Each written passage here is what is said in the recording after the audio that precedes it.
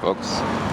I know it's been a while since I made a video, and the primary reason for that is just because I kind of ran out of stuff that I was interested in filming. Honestly, I didn't have a lot of things that I really wanted to shoot a video of, so I just kind of got out of it for a while.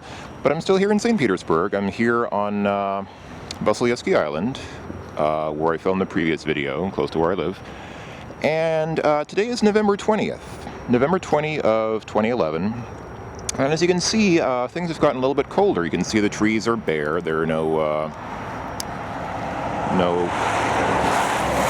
leaves on those trees. So I'm having a little bit of a hard time operating my camera because I'm wearing gloves to keep my hands warm. I'm not sure exactly how cold it is today, but it is below freezing because I did see some puddles on the way out here that had frozen over. So today it is below freezing. Actually, you can see it's sunny.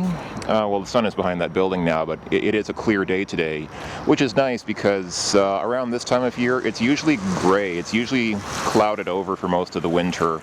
And honestly, today is, I think, only the second time that I've seen the sun in as many weeks. I think we had one day last week where it was sunny. And now today it's sunny again, which is nice. But the thing about clear days like this is they're also cold because the cloud layer kind of acts like a blanket, keeping heat closer to the surface of the earth. And when it's a clear day like this, it's very cold. So it's pretty cold today, but it's not too windy. The real problem here in Petersburg is the wind. In the dead of winter, on the worst days, it goes down to around minus 30 degrees Celsius, and it is cold. When that wind cuts through you, it is cold. A lot of you noted that during the summer, it was often windy when I made my videos, and yeah, it's very windy around here in St. Petersburg, so when it gets cold and windy, it's going to be terrible. Anyway, before I go off on a larger theme, I just wanted to film this car here because I thought it was kind of interesting.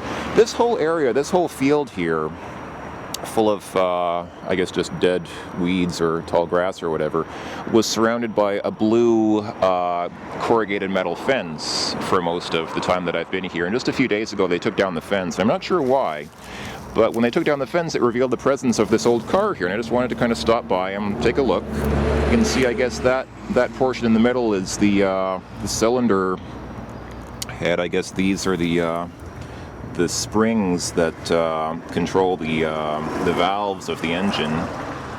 Actually, I don't think I've ever seen an engine torn apart like that. You can't really see the actual engine block, it's underneath, but you can see, these reservoirs have all been broken open. I don't know if somebody wanted to try and steal some of the fluids from there. I don't know why they would. I don't think coolant is that valuable here. I believe coolant is just a mixture of water and alcohol, and from what I've seen, I don't think there's any shortage of either water or alcohol here in St. Petersburg, so I don't think coolant is too valuable. You can see that white thing there underneath this reservoir is the oil filter. I just thought this was kind of cool. I just thought I'd stop and film this. I don't know why this car ended up here, or why nobody has towed it, and why it's all broken up like this, but this is not that uncommon a sight for Russia, but it's usually not something you see close to the city. Usually you'll see this kind of thing out in the, in the country areas. It's kind of like the United States. In the United States, there's a joke that I think Jeff Foxworthy made a joke, something like, you might be a redneck if you have a mobile home and 5 cars that are not. So it's kind of the same thing here. You go out into the country and you see a lot of these broken down cars that nobody bothers to get rid of, but you don't usually see that here in the city. Anyway, so here's the deal today. Here's what I'm doing today. I am here on the west side of Vasilievsky Island. See where that blue fence is back there? Way back there. I don't know why they even have the fence there, but basically where that fence is where the ocean is. And it's not quite the wide open ocean because it's really the Gulf, like it's the Gulf of Finland that St. Petersburg sits on. But that's it. I'm pretty much here at the west end of Vasilievsky Island, and by extension, the west side of the city of St. Petersburg. And I'm going to try to walk to the east side of Vasilievsky Island because I've actually never made a video there. I've actually never shot a video on the east side of the island here. I was close when I If some of you remember when I made that video of me on the banks of the Neva River, I was basically right across from Vasilievsky Island. The island was on the other side of the bridge, but I thought I'd just walk there. And walking across the island, I mean, the island is only about, I don't know exactly how wide it is across. I think it's less than 5 miles. So, you know, if you walk briskly, you can probably cover the whole island in an hour. I'm probably going to stop and film some things along the way and make it a bit of an adventure, so it might take me something like 2 hours to walk across the island, but hey, you can't really see it now because there's nothing frozen there, but sometimes you can actually see frozen spots in the shadows of these cars. See how this car is casting a shadow like that? Sometimes what you'll see is that there's ice on the ground in the shadow, and then the part that the sun is shining on has been melted, and so the cars kind of leave ice shadows on the ground. It's kind of funny after the sun passes over them. Anyhow, okay, I've probably already been talking too long, so let me go ahead and stop the recording for now. I will proceed to walk east from here, and let's see what we can find on our adventure walking across Vasilievsky Island. Hi folks. So here we're stopped by this river. This is the river that cuts through Vasilievsky Island. I believe it's the river Smolenka, if I remember the name right. Down here we have some pigeons and ducks. These people have just been feeding them. And I think the level of the river is lower than it has been recently. I think in winter time it's usual for these rivers to dip down a little bit. Actually, this whole area, this whole little kind of plaza or whatever you want to call it, was actually flooded over for much of the last few months, because the riverbanks, the river's level kind of rises. And I think the reason for that is the wind. I think the wind is actually so strong that it actually pushes the river back from its natural direction of flow. The ocean is that way. The ocean is to my left. It's in that direction. That way is west, and the river flows west into the ocean. But the wind from the west was extremely strong for a couple of months, and I think it pushed the river back so much that the river actually swelled and flooded out a lot of this area here. But now it's gone back down. You can see there's some nice graffiti here. I've seen a lot of graffiti. I've seen this in quite a few places around here lately. This English language graffiti saying "Life sucks." Apparently, some Russian graffiti artists are dissatisfied with their present state of life. So what I'm doing is just following this river eastward now. I'm on the other side of the river from where I was before, and I'm just going to follow it in that direction. Right now I'm in a nice little park, actually. This is a very nice little park by the river. You can just sit down and enjoy the nice weather today. There's some kind of a big shoe mall where you can see most of the shoe companies actually have their names written in English. That big billboard is kind of in the way. That way is the Primorskaya metro station. It's behind this big building, but on the other side of this big building is the plaza where you go inside the Primorskaya metro station, which is the westernmost station on in the subway system. And over here, interestingly enough, there is a library. See that text says Biblioteka, library. I tried to go inside, but I was a little intimidated because I didn't speak Russian, and I think you can't just walk in. I think it's kind of like the library downtown. You're supposed to show them some kind of ID or something, and I'm trying to avoid encounters with people who I will have to talk to, since almost without exception they do not speak English. I was told that most people here should at least have a decent command of English, and I'm really finding that not to be true.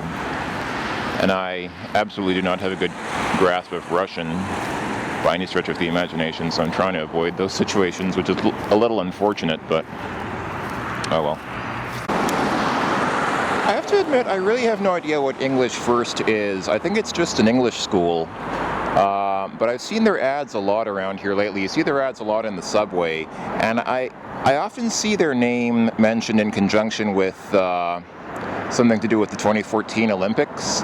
So I don't even know where the 2014 Olympics are to be held. I'm guessing, just based on context, that they're probably to be here in Russia somewhere, and they're encouraging Russians to learn English to prepare for the 2014 Olympics. That's just my guess. I don't know. Speaking of English, and since I was just talking about a library, I was amiss in when I made my video on bookstores here in the city. I did not mention Anglia. There is a bookstore on the Nabережная Fontanka. It's just north of Nevsky Prospect, and the bookstore is called Anglia, and it is basically an English language bookstore. It's probably the biggest source of English language books in St. Petersburg. And they have a good variety of books. They have modern novels from the likes of Stephen King and Mario Puzo. They have classic novels. Of course, there's a heavy lean on classic Russian writers like Dostoevsky and Tolstoy and Gogol. And of course, they have, textbooks and things like that. So if you're looking for English language books, that's definitely the place to go. They're pretty expensive, as you might imagine, because they kind of cater to tourists and expats, so it's a little more expensive than the other bookstores here around St. Petersburg. But a pretty good place to go. I probably won't bother capturing that on video. But like I said, it's on the Nabережная Fontanka, which means the street that runs along the Fontanka River, just north of Nevsky Prospect. Here we have some challenging graffiti that dares to ask, что ты сделал, or something like that. I don't know what the last word means. The first part says something like, and what do you, and what are you, or something like that. And what are you? But I don't know what сделал means. Generally speaking, I find graffiti around here a little more intelligent than North American graffiti. I think I talked about this when I was in Helsinki as well. Around here, graffiti sometimes actually carries a message, whereas North American graffiti is usually just, gang symbols, names of the perpetrators. And there's a lot of that here as well, like on this bus shelter you can see, or this, for example, I have no idea. I think that's just somebody's name. And this stuff here is just, I don't know, just nonsense, I think. Hey folks, so I'm walking by this nice little cemetery here. This is the cemetery that occupies much of the center of Vasilievsky Island. And you don't actually see it this well during the summer, because in the summer these trees are they have leaves on them and it's a little bit more concealed, but now it looks kind of gloomy and cold and the trees are all bare. It looks more like a proper creepy cemetery. Sorry, I'm increasingly having trouble speaking because my face is starting to freeze and I can't operate my mouth very well. And also my fingers are frozen even though I have gloves on, so I'm having a hard time operating my camera. But yeah, nice little graveyard. Oh hey, it's a dog, check it out. There's a dog in the cemetery and he's walking around and he has a little jacket on. That's cute. Here I am actually in a little inlet into the cemetery just off the street. You can see the place a little better here, and here's also a map, which is a little hard to resolve in the sunlight maybe, but there's a map of the cemetery and some kind of information. The big word at the top says informacja, which is obviously information. Yeah, very pleasant little cemetery, a nice place to walk through. I'm tempted to stop and just walk through the cemetery for a while, but I should probably be on my way. It's 2 in the afternoon and the sun is already pretty low in the sky. At this time of year the sun sets at around 5 p.m. so I've got about 3 hours of daylight left, and that dog is still... What's up, doggy? He's not very friendly. Not a particularly friendly dog. By the way, this This sign lies. There's no way it's 3 degrees Celsius here, because if it were, it would be above freezing. It's below 0 out here because the water is frozen. You can see the water on the ground is frozen, so it's that thermometer is reading high. Here's a nice little quiet spot along the river. The river here kind of branches off from the main road. The busy street is right there, and here the river kind of flows along a much quieter street, and it's actually kind of nice. It would be a nice place to sit and contemplate the river. Kind of sit on these steps and look at the river. It would be a nice place to do that if it weren't so cold. Over there, there's a sign advertising a sauna. Saunas are definitely not as common here as they are in Finland, but you do see them from time to time. I guess most homes don't have a sauna, unlike in Finland, but you can go to a place where you can rent one for a while. Okay, here we have the Petersburg Museum of Kukol. I have no idea what Kukol is. Musée is museum, so this is the Museum of Kukol, whatever Kukol is. I have no idea. Maybe I'm going to assume it's not the Museum of Geishas riding horses, as might be suggested by that sign. Yeah, probably not. Here on the eastern part of Vasilievsky Island, where the streets are numbered rather than being given distinct names, they're just kind of numbered in a grid pattern, kind of like New York City and other big cities like that. So around here they have this nice little street layout where, you know, the sidewalks are on either side and the traffic passes along the streets there. And then here in the middle they have this little kind of unpaved walkway where you can walk amongst these trees if you're feeling serene. Well, the trees aren't much to look at now, obviously, but these pigeons after. Apparently these pigeons are hunting around for food, as pigeons do. So yeah, I'm probably about halfway across Vasilievsky Island right now. Here's a sign advertising clothing from Europe and Scandinavia. It's nice that the Russians think that Scandinavia is not part of Europe. Europe and Scandinavia is sort of, I guess, although Scandinavians probably consider them kind of distinct from the rest of Europe as well. Okay, folks. If you can figure out what this sign was originally trying to indicate, you should probably get a cookie. So I'm kind of playing it safe and taking the route that I know. So I'm passing by here. This is the metro station on the east side of Vasilievsky Island. It's the Vasileostrovskaya metro station. Funnily enough, they just about a week ago implemented English language announcements here on the subway line. It used to be that the announcements on the subway trains were only in Russian, and just this week, only for, as far as I know, only on line 3, which is the green colored subway line on subway maps. It's, here you go, it's this line here. So here's Primorskaya, close to where I live. And on the green line, they implemented English language announcements. I don't think they have it on any of the other lines, as far as I know. So you can see, here's the map, and obviously you can see you're here. So I pretty much went across the whole island. I started off on the west side there, close to the ocean,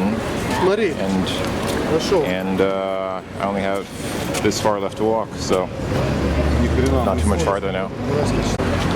This funny-looking kind of rabbit is a common sight here in the city. He's some kind of mascot for a chain of sex shops here in St. Petersburg, so you see him in ads here and there. I don't know if he's, I don't know if it's that same sex shop that's right there, but you see quite a few sex shops here in St. Petersburg. Apparently Russians have a lot of sex. Who knew? Okay, so I'm just about to hit the river. That fence there basically fences off the river. I must say I find it amusing that they had to put this sign here just to let people know that their car might fall into the river. I guess at night when it's dark it might be hard to tell, but you'd think the fence would block the car unless, well, I guess unless the car was going pretty fast. But yeah, okay, so here's so here's the river. And I'm pretty sure it's the river Neva. So we're here on Vasilievsky Island on the west side of the river, and there the opposite side is the east side. That's mainland St. Petersburg. And I apologize if my speech sounds, I probably sound very very awkward, and again, the reason for that is because my face is frozen and I'm having a hard time moving my mouth.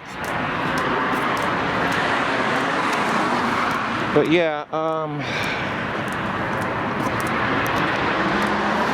here we go.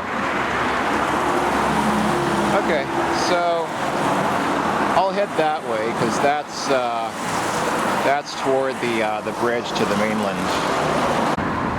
Okay folks, here's another interesting building. Just to show you where I am, I've been walking from this direction, just walking along the Neva. I'm headed that way because that's where the famous columns are. You can see one of the big columns there.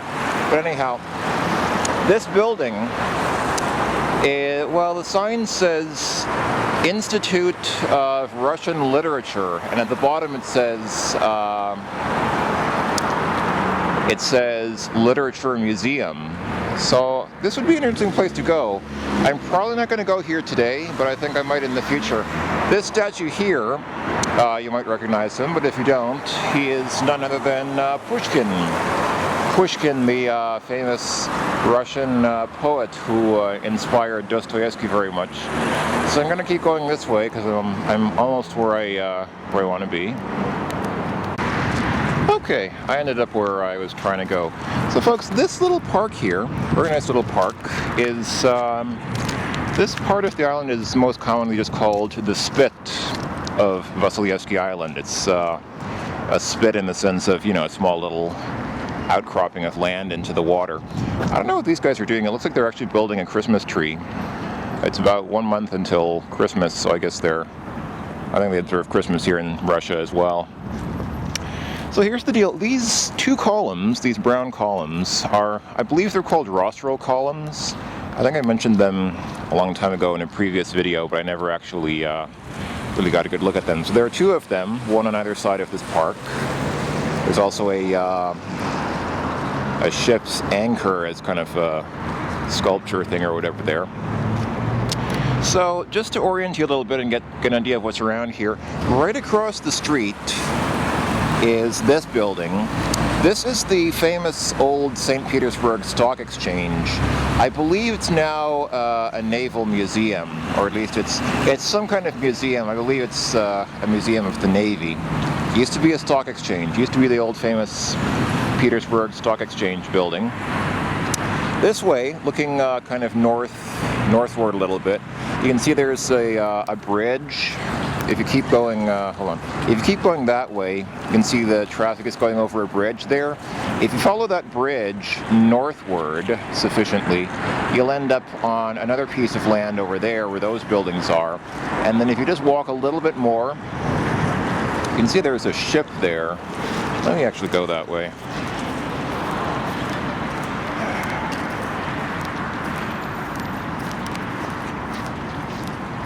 Just so you can see a little better.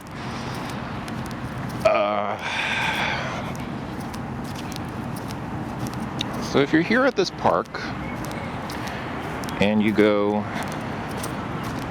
north along that bridge and walk on the land there, you'll pass by this ship. This ship is, believe it or not, I believe it's actually a fitness club. I've never been inside it, but it seems to actually have like an exercise club where people run on treadmills and stuff like that inside it. But anyhow, if you follow the land that way, you come to another nice little park there across the water. And if you keep going, you will end up, let's see, where am I? There we go. You'll end up on that little island there, and this island, as I indicated before, is where the Peter and Paul Fortress is. So it's basically an island fortress. It's also a popular tourist resort, And on the south side of the island, you can't really see it from here, but on the south side of the island there's a beach. There's actually a sandy beach where people like to lie by the water in the summer. Right now it's kind of cold for that. And there on the far side of the river, if you look on the south side, that's mainland St. Petersburg. That's the main part of the city. Way over there, yeah, across the river and behind those trees is the Winter Palace. That green building is the Winter Palace where the main part of the Hermitage Museum is housed. So yeah, so just north of the Winter Palace, just west of the Peter and Paul Fortress, and kind of on a bridge that, or an outcropping of the east side of Vasilievsky Island and across the street from the St. Petersburg Stock Exchange, is the spit of Vasilievsky Island. Nice little park. You can sit here and just kind of while away the day. You can see there are a lot of people sitting here and enjoying the nice day. Okay, and just to give you some more perspective, so here I am at the south side, or kind of southeast side of the park, close to this other column. The Peter and Paul Fortress is there, and now I'm looking south, and there you can see there's the Winter Palace, and that's the bridge that you'd cross if you wanted to get there from here. This guy, well, it's kind of hard for me to see because the sun is in my face. Yeah, here we go. This guy is actually dressed up as that bunny mascot for the sex shop that I was talking about before. I actually feel kind of sorry for the poor guy, but he looks like he's having fun, so maybe I shouldn't. And this obviously is the river. This is the river Neva. The river which defines so much of the culture and imagery of St. Petersburg. Beautiful river. Here's yet another museum, the Zoology Museum. It's here just across the street from the park where I was. I'm assuming it's a museum about animals. Here's a map just to give you an idea of where we are. Okay, that Zoology Museum seems pretty popular. Significantly less popular is this place right here. This is the, so this sign says, it's actually pretty easy to translate this one into English because it's mostly, the words are mostly very similar. Museum of Anthropology and Ethnography. In German, see that word in parentheses? That's the German name Kunstkamera. I'm not sure why it's called Kunstkamera in German, because I believe Kunst is German for art, and this is not really an art museum. It's, well, as the name suggests, it's like a science museum of anthropology, which, as I understand, was instituted by Peter the Great himself, owing to Peter's great fondness for science. In Peter's time, Russia was still a very superstitious society and not really all that scientific. In fact, Russia has a history of being kind of behind the times in terms of great scientific advancements and things like that, which is not necessarily a bad thing. I actually kind of like the more old-fashioned sort of mindset and habits that prevail here in Russia. And I guess the space race was an obvious exception to that. Obviously, during the space race, Russia did some of the world's first things with regard to aerospace. But yeah, historically, throughout the past few hundred years, Russia has sort of trailed the rest of the world in terms of social and scientific advancements. And Peter the Great didn't like that, so he wanted to create a museum of anthropology and science for the Russian people. So here it is. So I'm probably going to go ahead and go in and check it out, since I haven't been here before. And I'll close out the video here. If anyone's curious about the address, it's on that sign there. It's number 3,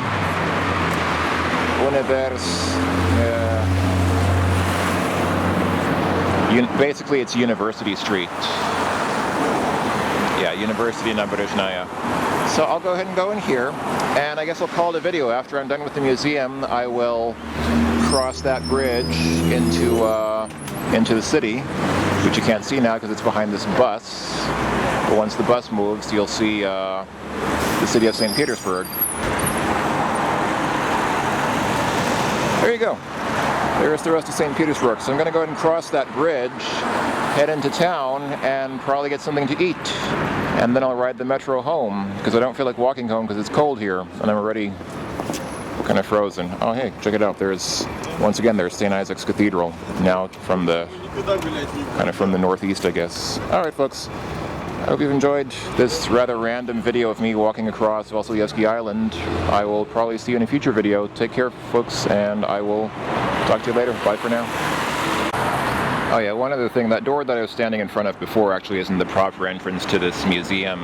That's some kind of other entrance. But the visitor entrance, what you do is you turn to the left and you walk and take the first turn off to the right, which is this street here, and then you stand in that line there with those other people who presumably are also waiting to go into the museum. So, once again, this is me signing out from outside a museum in St. Petersburg. Cheers. Okay, so I hadn't actually planned on making another video. I figured I was done, but I just got out of the museum. And I just wanted to comment on it a little bit because I thought it was interesting. There's a nice little... It's kind of dumpy here. The place that you exit from is kind of a little bit under construction. I like that they've written exit Vahud in chalk on that wall. But I'll just come over here into this park and just give my conclusions on the museum for a moment. The museum for the most part is pretty much the standard kind of anthro museum. It's a lot of ancient hunting tools and clothing and things like that. The pretty standard stuff that you would find in any similar museum, I guess. What I found very interesting was it emphasizes the societies that Russia has had significant contact with historically. So of course there's a lot of China and India because those are societies that have historically been important to Russia because they're close by. But there was also a significant emphasis on Native American culture, which was very interesting because I didn't understand. A lot of the text in there was in Russian. Some of it was also available in English, but a lot of it was just in Russian, so I didn't fully understand all of it. But it seems like the Russians are kind of emphasizing their historic link with North America, because there's evidence that Russia had contact with the Native American people before the before the Central Europeans did. I mean, we think of North American settlement as going from east to west, right? The Europeans landed in what's now called New England and established colonies there, and settlement started from the United States East Coast. But there is evidence that Russia at least temporarily colonized much of the American West.